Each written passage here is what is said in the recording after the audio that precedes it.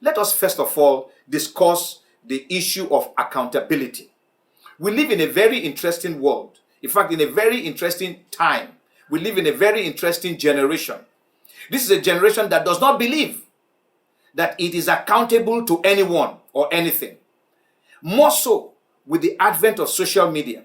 People feel that they are free to write anything and make any comments on any matter whatsoever. They believe that they can say anything and that nobody will call them to account. So you see people posting even things that are lies. They know that they are telling lies and they still post it. And you have people who are sharing those same lies. Why? Because they believe they are not going to give account to anybody. And you see, this is the problem with having that thing that you are not accountable to anyone. You are going to behave in a manner that would make people wonder if this fellow is in his right senses. There's this young fellow, this man is dead now, Jeffrey Dahmer. He was an American and he was a serial killer. This man killed 17 men and boys. He would have homosexual intercourse with them and then kill them. Because he said he wanted to know how the interior of a human being was. That was all. And so he killed people. And after killing them, he didn't know how to dispose of them. So he would cut them up into pieces. It was then he realized how heavy and how big the human body is. So he boiled some of them, he ate some of them. He just could not finish disposing of them.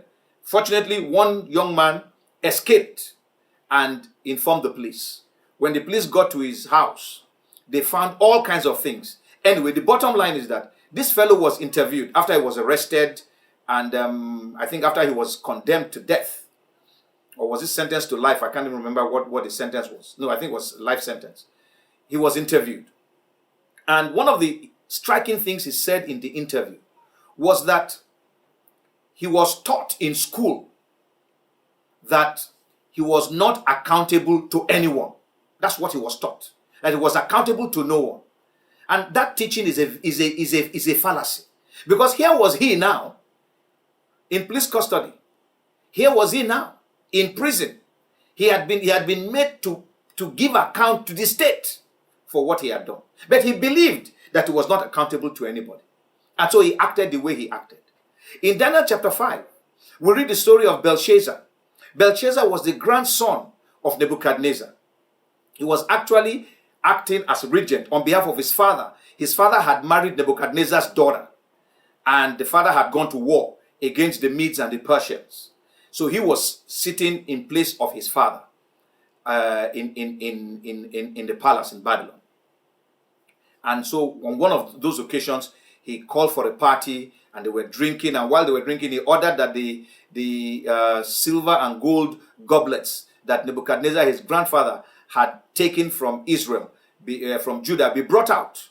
And they used the goblets, which were things that they used in the worship of God. They now used it to drink their wine. And in the process of doing that, they began to bless the name of their gods and glorify the name of the idols all over the place. They were enjoying themselves. Suddenly a hand appeared and began to write on the wall, Mene, Mene, Tekel, Upas. And they were wondering what was happening.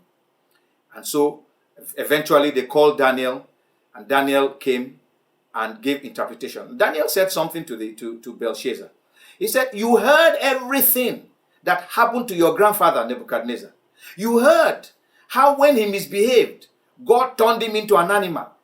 You heard the things that he wrote in the chronicles of the kings, that this God, he deals with men as he pleases, and there's no one that can be compared to him. You read all of that, and yet you did not learn. Instead, you are picking the vessels that belong to that God, and whilst you are drinking with it, you are glorifying other gods.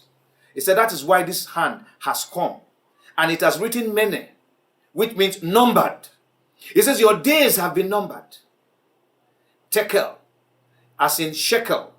You have been weighed in the scales, and you have been found wanting. In other words, you are accountable to God. You think you're accountable to no one. You think you are, because you are king, you are not accountable to anyone. You are accountable to this God. He has numbered your days. He has weighed you, and you have been found wanting. Upasin, or another word for peres, is divided. He said, your kingdom has been divided. You are not going to be king anymore. And then, of course, he was still acting like a king and telling them to adorn Daniel with robes and so on and so forth. But the Bible says that same night, that very night, Belshazzar was killed. And the kingdom was turned over to the Medes and the Persians.